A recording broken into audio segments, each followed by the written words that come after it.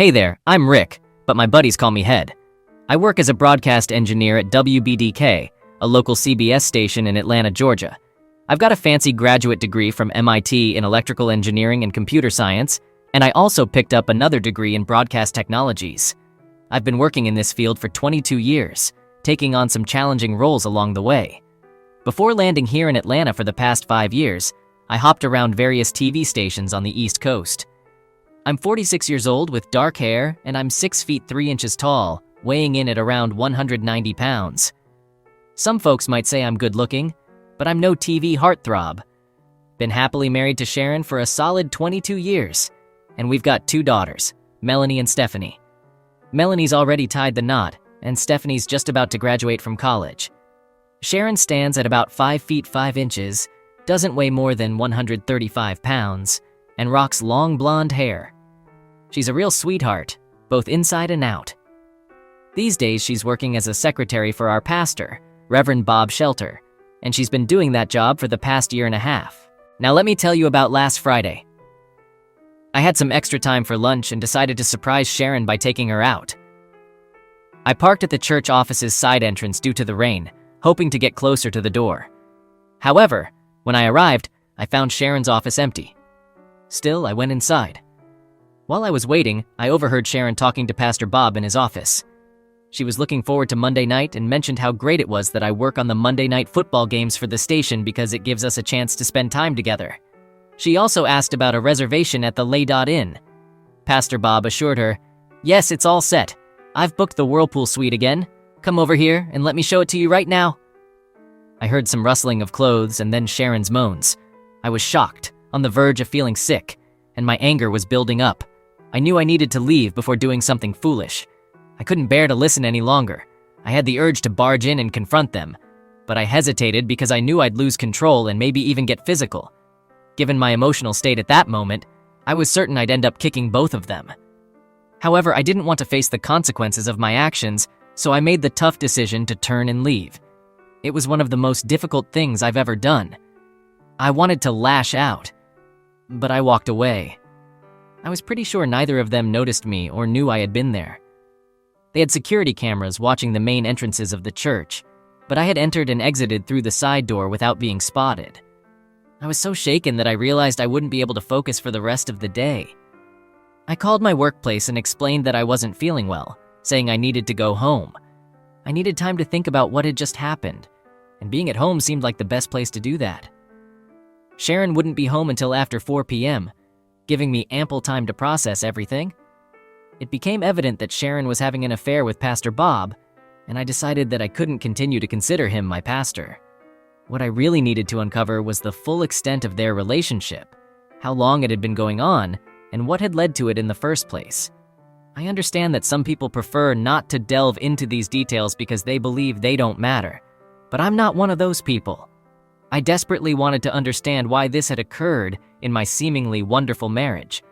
A marriage that, in Sharon's eyes, apparently wasn't as wonderful as I thought. She wasn't the sweet person I had believed her to be, and I was determined to uncover the truth. I wasn't weak, and I was determined to get to the bottom of this situation, ensuring that both of them faced the consequences of their actions. Once I arrived home, I brewed a pot of coffee and went outside to sit on the patio, hoping the pleasant weather and fresh air would help me think clearly. I needed to make sense of everything that had happened.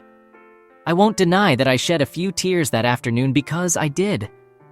I understand I don't own Sharon or her body, but it deeply hurt me to think she'd been sexually involved with another man, or perhaps more, when she had promised herself to me on our wedding day. Some might not take those vows seriously, but I did, and I believed she did too. Such a situation makes you question your entire set of values and wonder if you've been foolish your whole life to believe in faithfulness and love, and all that comes with it. Regardless of what anyone says, the most damaging part of a cheating partner isn't just the physical act, it's the loss of trust in them and everything they say or do. It's like throughout your whole marriage you thought they had your back, but now you realize they don't, leaving you feeling exposed and scared. Despite being 6 feet 3 inches tall and weighing 190 pounds, I felt vulnerable and frightened.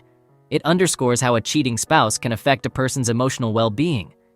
As I sat there, Battling my emotions and trying to stay calm and logical so I could process everything, I realized there were things I had questioned in the past but let go because of the trust I had in Sharon. These were little things that didn't seem significant at the time, but had now formed a heavy lump in the pit of my stomach as I connected the dots. How could I have been so foolish? It was trust, plain and simple.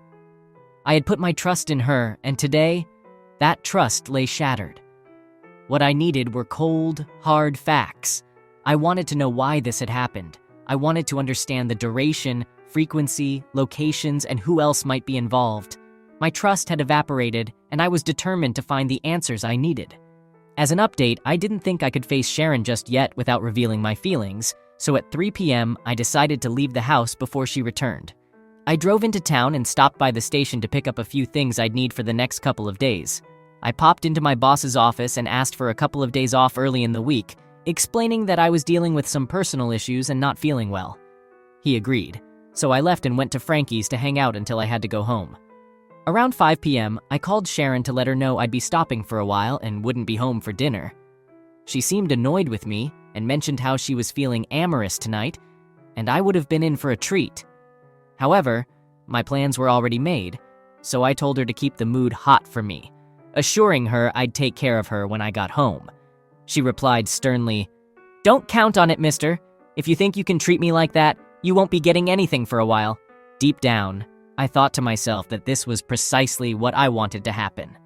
I arrived home around 10:30 p.m., feeling quite intoxicated, but not too drunk to notice the bedroom door was shut and locked. I smirked at that and knocked on the door to see if she was awake, though I doubted it. I yelled, "Fine, if this is the game you want to play, then don't expect any intimacy from me, just deal with it." With that, I headed for the spare bedroom. The following morning when I got up, she was sitting at the kitchen table sipping her coffee. I could tell her coffee got a bit colder when I walked in. If I hadn't known she was an unfaithful wife, I certainly would have sensed something was amiss. I gave her a friendly smile and said, "No need to get up and make breakfast, honey. I'll grab something on my way to the golf course." I then headed out of the kitchen, walked into the garage, loaded my golf clubs into the trunk, and drove off. Shortly after, my cell phone rang, and I noticed it was her calling, so I chose not to answer. A few minutes later, I heard a beep, indicating she had left me a voicemail. I listened to it, and it was a message filled with anger, asking how I could do this to her and demanding I return immediately. The truth was, I had no intention of actually going golfing. I had used that as an excuse to buy myself a few hours to handle what I needed to. My destination was my former church. The last thing I wanted was to hear Bob preach again. It was still early when I arrived, so I knew there was a good chance no one would be around, and I was correct. I entered the building, having a key since my wife worked there. I made my way directly to the offices with the goal of placing remote micro cameras and mini microphones in her office and Bob's office. It didn't take me long to set it all up, and I concealed the transmitter behind some old hymnals in the supply closet across the hall. I had the receiver in my trunk, and I wired it into my car's electrical system. This way, I could monitor their conversations and activities whenever they were in their offices. While I didn't expect them to do much at the church, I was confident that I would gather valuable information by watching and listening to them for a few days.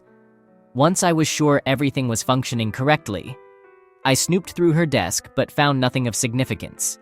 However, I did notice a large asterisk on her calendar for Monday, which aligned with what I had overheard on Friday.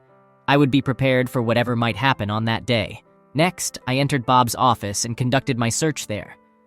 I didn't have much luck finding anything incriminating, but just when I thought I was out of options, inspiration struck. It was ironic, considering I was in a church, but I had a thought. I decided to check the filing cabinets for church expense receipts. Lo and behold, I stumbled upon a file containing several receipts from the La Dot Inn in Roswell.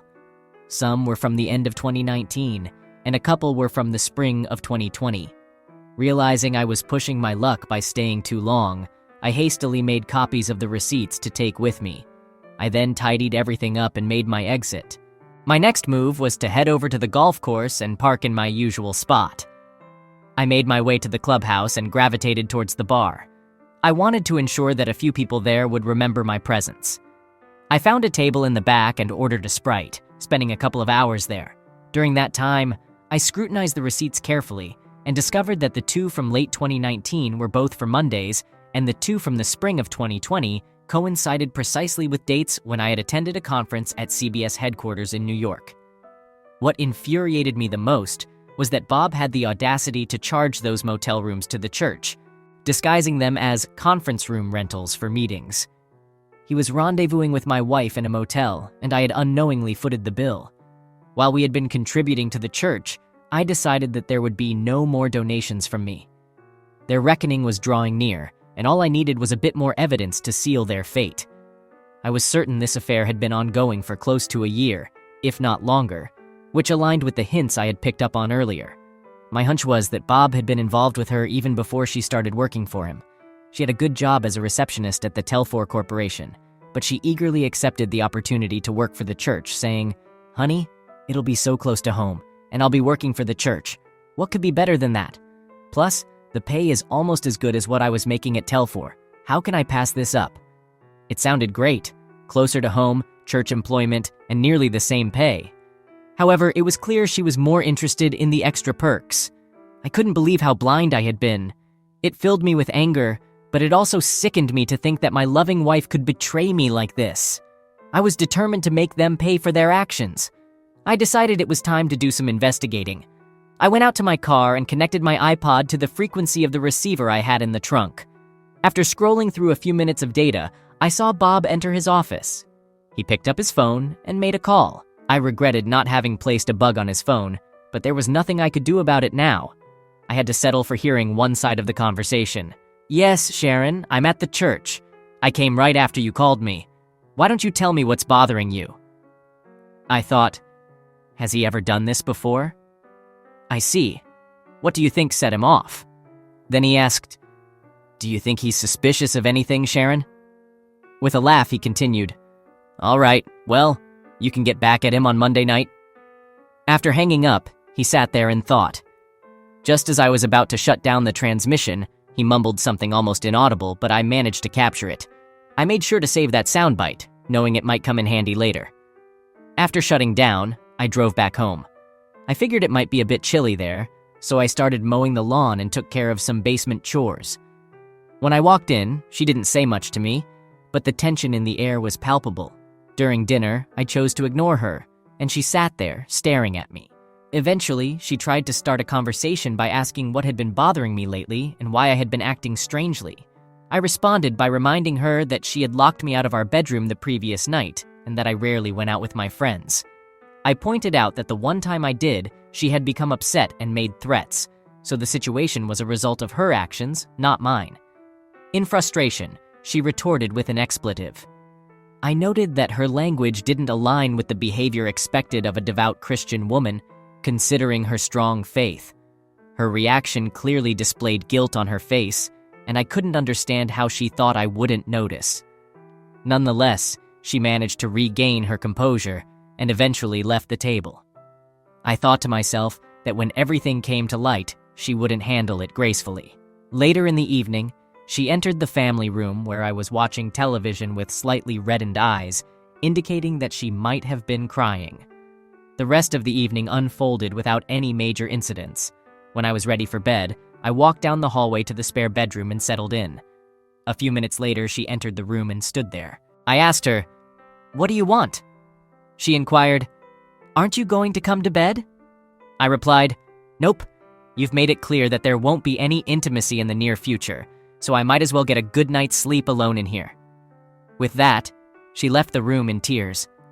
Honestly, I didn't care. On Sunday morning, she woke me up at 8 a.m., dressed for church, and invited me to join her. I declined, explaining that I had no plans to attend. She left the room with a certain look on her face, suggesting she was beginning to understand the situation. Later, she left the house, and we didn't exchange many words throughout the day, each retreating to our respective rooms. Monday morning, I left the house without encountering her or engaging in conversation. She called me, her voice heavy with tears, expressing her apologies and love. I assured her we would discuss everything upon my return that evening and hung up. Then, I contacted my boss, informing him of my day off but confirming my commitment to covering the Monday night football game. He was satisfied with my availability and asked how things were going. I replied that they were proceeding as expected. My next destination was the Ladot Inn in Roswell. So there I was, walking into the motel lobby, trying to look like I was just another guy on the job. I spotted the clerk, a young dude named Kevin, who seemed more interested in his phone than the comings and goings around him. I walked up to him with a clipboard in my hand. "Hey, got a service call for the Whirlpool suite," I said, tapping on the fake work order I'd put together. "Some complaint about the AC making noise? You know how it is with this heat, right?" Kevin gave the clipboard a once-over, his brow furrowing a bit. I kept my face straight, all professional-like. "Which room?" he asked, sounding a little puzzled. I told him the suite number, and for a second I thought he might call my bluff. But then he just nodded, handed me the key card, and said, "Make it quick, all right?" I was in the room in no time, dropping my tool bag down. But instead of wrenches and gauges, I had my little high-tech gear, mics, cameras, you name it. I was playing the part of the maintenance guy, but what I was really doing was setting up my own sting operation to catch my wife in the act. Installation was a breeze. I hid them so well you'd never know they were there. I was out of the room as quickly as I'd entered, giving Kevin a nod on my way out. "All set. No more noise from that AC," I told him, and he barely glanced up from his screen. I left feeling a bit like James Bond, if I'm honest. Kevin had no idea, and I was one step closer to knowing the real deal with my wife. Wild, huh? With plenty of time on my hands, I decided to attend to a few other tasks I needed to prepare. I visited our bank and obtained cashier's checks for half of the funds from both our checking and savings accounts. Afterward, I canceled our joint credit cards. Following that, I contacted my broker and arranged a meeting shortly after lunch to make adjustments to our investment accounts. I also reached out to my attorney to discuss the divorce and other legal matters. We scheduled an appointment for later in the afternoon when he would be available. Next, I drove to Planters National Bank in Marietta, Georgia, where I opened new accounts in my name only and deposited the cashier's checks. I had lunch in Marietta, although I didn't have much of an appetite. After finishing lunch, I headed to my broker's office to discuss the investment portfolio changes he had prepared. These changes divided our investments equally without selling any assets to avoid unwanted tax implications. I took the paperwork with me. Following that, I met with my attorney to review the divorce papers he had drafted.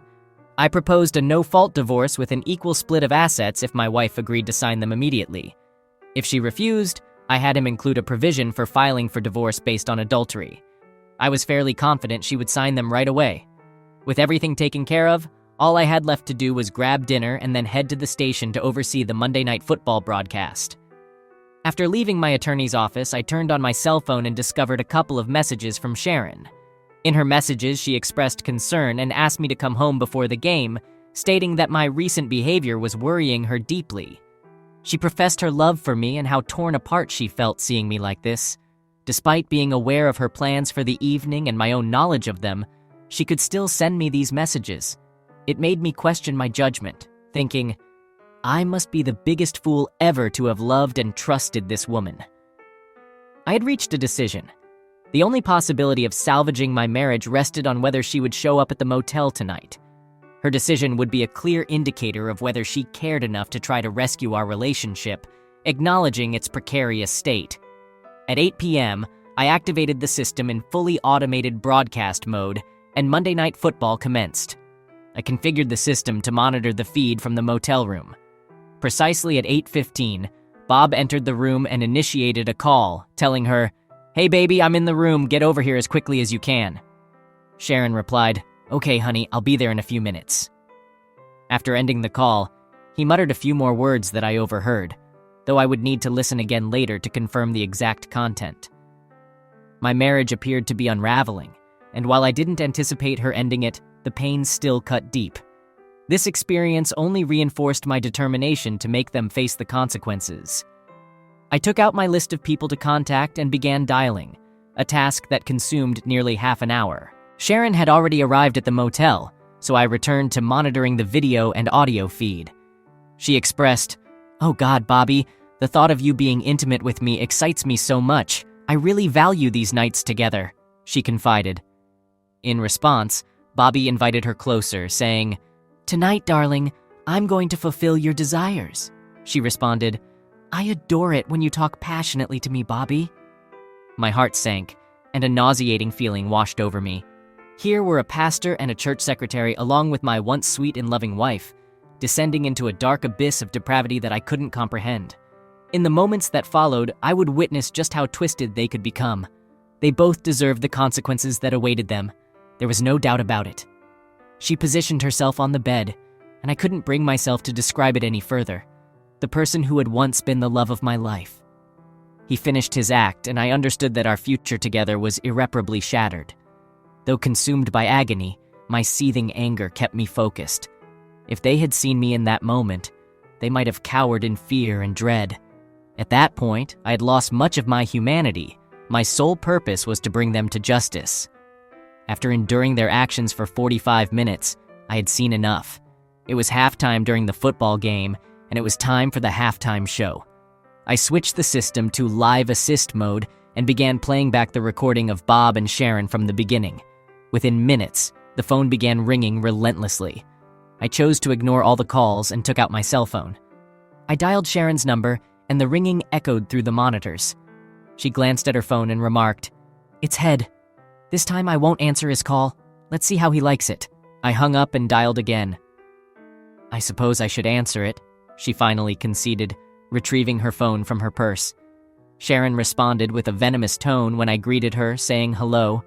Curious about her whereabouts and intentions, I asked about her location and what was happening. She explained that she had gone shopping since I hadn't called her earlier and planned to grab some food before heading home. In a somewhat sarcastic tone, I inquired if she was shopping at the moment, to which she confirmed and mentioned her intention to spend a significant amount of money. Unable to hold back, I retorted by thanking her for being such a wonderful wife, with a touch of sarcasm. In response, she shot back, telling me not to speak to her that way and expressing her confusion about my recent behavior before saying goodbye. There she was, using that term again. No, Sharon. The real issue was Bast Bob in her motel room. As their activities appeared to be winding down and she was taking one last shot, I contemplated interrupting it. Knowing she wouldn't answer her cell phone again, I dialed the motel number. "Kevin, it's Head. Aren't you watching Monday Night Football? No? You should be. Could you ring the Whirlpool suite for me?" After just 2 rings, he picked up. "Hi, Bob. Can I speak to Sharon once more?" She came on the line, questioning why I was calling. "Well, Sharon, it's like this. I know you've been unfaithful, and I'm well aware of your location and activities. I plan to file for divorce, and you'll find yourself without a place to stay. Bob might also face some consequences." Confused, she asked, "What are you talking about, Head? I can't make sense of your recent behavior. What's going on with you?" I simply replied, "Sharon, the charade is over. I suggest you turn on Monday Night Football and enjoy the halftime show. I'll see you later. Goodbye." I watched on the live monitor as she went to the TV and tuned in to MNF. "Oh my God, no!" she screamed as she watched the streaming video of herself and Bob engaged in their activities. Due to a time delay in the live feed, she witnessed a substantial portion of what the entire Atlanta area had already seen. Her response was limited to repeating, "Oh no," as she hastily got dressed and fled the room. Bob was equally frantic to leave, uttering curses all the while. "I will kick that son of a bish. I will kick him," he muttered, unaware that his muttered words could come back to haunt him. Once they had vacated the room, I promptly turned off the monitors and allowed the video stream to continue for 1 more minute. Then, I switched off the live assist mode and returned the system to its fully automated broadcast mode. I retrieved the tape and left the broadcast booth, knowing it might be my last visit to the building. I took a few personal items from my desk as well. I spent the rest of the night at Frankie's, and yes, my performance during halftime became the hot topic at the bar. After the game concluded, I hailed a cab and headed home. When I arrived, I found Sharon sitting alone in the darkened living room. The phone had been disconnected, and it was evident that she had been sobbing uncontrollably. Her tears didn't move me. As far as I was concerned, it was all over. She cried and asked, "How could you do this to me, Head? After all these years together, how could you?" I responded firmly, No, Sharon. The real question is, how could you do this to me? I'm drunk, and I'm going to bed. We can talk tomorrow. She remained motionless as I left the room and retreated to the spare bedroom. The next morning, I woke up with a nasty hangover, and she was still on the sofa with dark circles under her eyes. It appeared she hadn't slept at all, but again, I didn't care. She had brought this upon herself. I nonchalantly put the phone back on the hook, and it immediately began ringing. For the next hour and a half, I fielded calls from family members, including her parents, friends, church acquaintances, my now ex-boss, and both of my daughters. They were deeply upset by what they had witnessed, and nothing I said could console them. I understood that it was harsh for them to have seen what they did, but they were adults and would eventually move past it. I also received a call from Mrs. Bob, who inquired about whether I had kept a tape of the entire incident. I assured her I had a copy securely stored and would provide it to her if she needed it. It was evident that everyone I had called had watched the Monday Night Football halftime show, and they didn't hesitate to let me know. Some were angry due to its explicit content, while others, like Sharon's parents, considered my actions terrible for exposing her like that. However, most people were sympathetic and understood my perspective. It was a challenging ordeal, but it was the price I had to pay for my actions. Sharon remained seated, sobbing throughout the ordeal. Eventually, I left the phone off the hook once more and went to prepare some coffee. When I returned, I offered her a cup and handed her the divorce papers and investment documents she needed to sign. I stated, "Sharon, I'm filing for divorce. After discovering your infidelity and witnessing what I did last night, it's clear you've been cheating on me for at least a year or longer. There's no way I can continue in this marriage." I held up the papers. "These are the divorce documents, and if you read them, you'll see I'm requesting a no-fault divorce and proposing an equal division of our assets. To proceed with this, you must sign both the divorce agreement and the agreement for splitting our investments right now. There will be no negotiations or modifications to these documents. They are entirely fair to you," I explained. "I'll give you until 5 p.m. today to consult with an attorney and confirm that my offer is fair. At 5:01 p.m., the deal is off the table and I'll file for divorce on the grounds of adultery. I'll seek a property distribution based on both our individual contributions, with mine being significantly greater than yours, and our respective incomes. In essence, I'll go after everything I can. Let's be clear, this is the best deal you can get, so consider it seriously," I warned her. "And in the end, it would be unwise to contest a divorce based on adultery when the whole of Atlanta will know it's the truth. Everyone will know you've been unfaithful.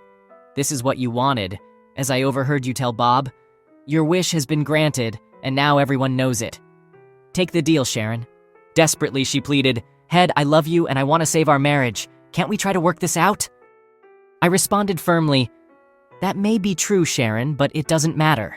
Love is irrelevant. I won't remain married to you. Our marriage ended when you chose him over me, and whether you believe it or not, that decision was made when you engaged in your affair with him. Now, I'd advise you to freshen up and consult with an attorney. Time is running out," I suggested. Later that afternoon, she returned home with the papers. "My attorney recommends that I sign these papers, Head. He believes you've made a fair offer given the circumstances, and he thinks I should take this settlement," she said. "Head, can we talk? Can you listen to me and perhaps consider forgiveness and working together to salvage our marriage?" I agreed to sit down and listen because I genuinely wanted to understand why she had done what she did. I also wanted to know if this was the first time it had happened in our marriage. We sat at the kitchen table and she began explaining everything. She revealed that there had been no other affairs before this one. It had started shortly before she began working for Bob. She admitted that she didn't really understand why, because she had been completely happy with me, but she couldn't deny that something had drawn her to Bob. She mentioned his charismatic demeanor and the feeling that he loved her. I acknowledged Bob's charisma, but shattered her perception when I played back 2 sound clips I had saved. The first was Bob muttering on the first day, "That idiot better make sure her husband doesn't find out about our affair." The second soundbite was from the room just before she arrived. "I'm going to use her tonight. Tomorrow I'll end it. If she causes any trouble, I'll threaten to tell Head. That should keep her in line. I can't risk her husband discovering our affair and exposing everything. So, Sharon, not only did you damage our marriage, but you were mistaken about Bob's feelings for you, I pointed out. No, Sharon, there's no way I could continue our marriage for 2 reasons. First, you broke our marital vows, and I can't live with that. And second, you would never find happiness with me again either. I could never satisfy you after this. No, Sharon, no matter how much love there might be between us, it wouldn't be enough to overcome the damage you've done to our marriage. She just sat there crying, knowing that what I said was the truth. In the end, she signed both sets of papers. I informed her of my decision to move out, allowing her the time she needed to find a new place to live. I didn't believe she could afford the house, and to be honest, I didn't want to stay there either. Our agreement stipulated that the house would be sold, with the profits split evenly, just like our other assets. Besides, the house held too many memories that I wanted to leave behind. I gathered the paperwork and bags I'd prepared the previous day and left the house. I headed to my broker's office to drop off the papers and then checked into a hotel for the night. The following morning, I had an appointment with my attorney. We discussed the divorce papers, and he agreed to file them with the Superior Court of our county that same day. During our meeting, we also delved into the predicament I found myself in at the radio station and with the FCC. My attorney explained that the FCC had the authority to issue civil fines, revoke broadcasting licenses, or deny renewal applications.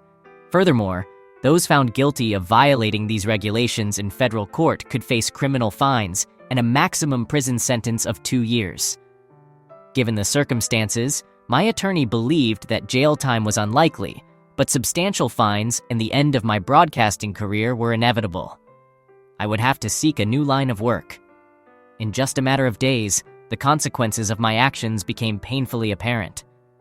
I was served with legal notices from the FCC and had to prepare for several days in court to defend myself. I won't bore you with the intricate details of the case, but suffice it to say that the fine imposed on me amounted to nearly a year's worth of my salary, depleting my savings account. Even worse, my broadcasting license was revoked, and I would be prohibited from working in my field for the next 2 years.